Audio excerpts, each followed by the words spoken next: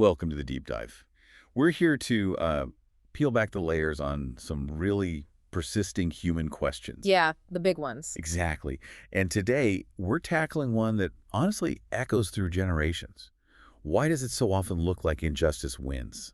Why does suffering seem to just go unchecked? It's profoundly unsettling, isn't it? It can really shake your worldview. It absolutely can. Yeah. So our deep dive today is into the ancient text of Job, chapter 24.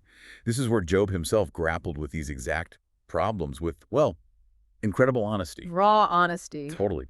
So Yeah. our mission is this. We'll unpack Job's observations about injustice, see how they connect surprisingly to our world today, and figure out how this ancient text might actually strengthen our trust and relationship with God. It's amazing how relevant it still feels. These aren't new anxieties, are they? Right. The questions about justice, fairness, God's timing, they're timeless. Right. And what I find so powerful about Job and why we're talking about him is his honesty. He doesn't hold back. He asks the hard questions. He really doesn't. He jumps right in, doesn't he? He basically challenges God directly. He asks, why seeing times are not hidden from the Almighty? Do they that know him not see his days? I mean, wow. It's direct. He's essentially saying, God, you see everything, so why isn't your justice obvious? Why isn't it playing out right here, right now? Yeah, where's the evidence? He's looking for that clear manifestation of divine justice and just not seeing it. And that confusion, that demand, it sets the stage for what he observes next. He talks about this sort of invisible injustice, abuses happening under the radar, it seems. Okay, so what kinds of things is he seeing? Well, he gets specific. He talks about violent exploitation, like people who remove the landmarks. Which sounds maybe minor to us, but back then. Oh, it was huge. Moving a boundary stone, that was like stealing someone's land, their inheritance. It hit the vulnerable hardest. So a fundamental kind of fraud done sneakily. And there's more. Yes. He mentions seizing flocks, taking the donkey from the fatherless, the widow's ox as a pledge. That widow's ox. I mean, that wasn't just an animal. That was her tractor, her livelihood. Precisely. Taking that meant stripping away her means to survive. It's brutal. So these aren't random bad acts, it's a pattern. It looks like a pattern of exploiting the powerless. And Job also describes this terrible neglect. The poor are pushed aside, left without clothes, without food. Well, the wicked seem to be doing just fine. Exactly. They're reaping the fields, gathering the vintage, profiting directly from the misery of others, apparently with no consequences. It's this upside-down reality he's describing. And the worst part for him. The worst part seems to be the silence, the lack of divine response. He says, men groan from out of the city, the soul of the wounded crieth out. You can almost hear it. Yet God layeth not folly to them, No. meaning God doesn't seem to be stepping in, holding anyone accountable, stopping it. That disconnect is what's torturing him. Right. And this leads him to think about the nature of wickedness itself, how some people seem to actively choose darkness. The hidden wickedness part. Yeah. He talks about murderers, adulterers, thieves, people who know not the light. They wait for darkness, believing, no eye shall see me. They operate in secret. They prefer it. It's like they thrive on secrecy because their deeds can't stand the light. And so for them, mourning isn't welcome. No, Job says the morning is like the shadow of death to them. Daylight is terrifying because it might expose what they've done. Life lived completely in reverse, loving the shadows. But here's the interesting turn. Even with all this darkness, Job don't completely lose hope in justice itself. Really. After all that. Yeah, he seems to shift towards understanding, maybe a conviction, that there will be a reckoning eventually, even if the wait is agonizing. Okay, so what does he say about that? He says the wicked are exalted for a little while, but are gone and brought low. Their success, however visible now, is temporary. It has an expiration date. Right, and he uses this image.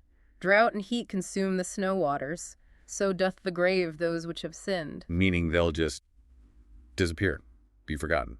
Exactly, like melted snow, gone without a trace, their gains erased. So there's this underlying certainty of ultimate justice, but the timing, that's the rub for Job. The waiting is the hardest part. Okay, so we've walked through Job's lament, his observations, really powerful stuff. Deeply powerful. So the big question now is, how does this ancient cry connect to us? To you listening right now, what can Job's honesty teach us about strengthening our own trust, our own relationship with God today? Or the first thing, I think, is learning to see the invisible, just like Job did. He didn't just glance at suffering, he named specific injustices. He paid attention. He did. And we need to do that too. Identify the modern versions of those landmarks being moved. What does that look like today? Maybe it's wage theft, maybe it's predatory lending, human trafficking, things that often happen quietly. Systemic things that aren't always obvious on the surface. Right. And just becoming aware, truly seeing it, is the first step. It forces you to confront the brokenness, and that paradoxically can strengthen your trust in a God who also sees, even if his action isn't immediate. So awareness leads to a different kind of faith action. Okay. Yeah. What else? Job's experience screams at us to resist quick judgments. About who's blessed and who isn't, based on appearances. Exactly. Material success, or lack of it, is just not a reliable sign of someone's virtue or God's favor. It wasn't then, it isn't now. Especially hard in our image-obsessed world, right? Definitely.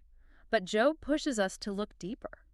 Measure character by integrity, by compassion, how people treat the vulnerable, not by their bank account or social media feed. And internalizing that, how does that build trust in God? Well, it aligns you more with God's values, which aren't the world's values. You start trusting that true righteousness matters to God, even if it doesn't get earthly rewards. That builds resilience. Okay, that makes sense. It reframes success entirely. And what about the pain, the lament itself? That's maybe the most crucial lesson. Hold space for lament.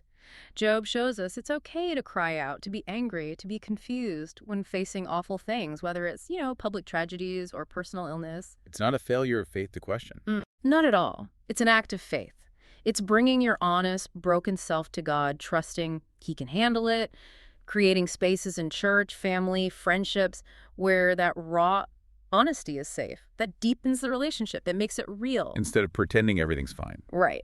Authenticity builds trust. So, see the invisible, resist judgments, allow lament. What's the final piece? It's about action. Work while you wait. Job testified against the wrongs he saw. We're also called to act against injustice where we can. Through what kinds of things? Advocating for change, supporting aid organizations, ethical choices in business, standing with the marginalized, whatever is in your sphere. And the point isn't necessarily that we'll fix it all immediately. No. We act faithfully, trusting that God is ultimately weaving it into his larger purpose, that he will finish the work. That active pursuit, even when justice feels slow, that demonstrates and strengthens faith. It makes it tangible. So faith isn't passive acceptance of unfairness. Absolutely not. Faith, as Job models it, names unfairness honestly, works against it faithfully, and trusts deeply that God will, in his time, make things right. That's how we navigate this complex world. Wow. That brings it all together, Job 24. Yeah. It's not just an ancient complaint. It's a roadmap. It's a challenging one, but yes. For living a faith that's both honest and active. Even when things look bleak, it really does reinforce that trust that God's in control, even if we don't understand the timing. So, as we wrap up, we want to leave you with this thought. How will you take this on board? How will you apply this information in your own life? Will you try to see the invisible injustices around you? Resist those quick judgments, maybe make space for honest lament, or find ways to work for justice while you wait. How will you use this to deepen your trust and relationship with God?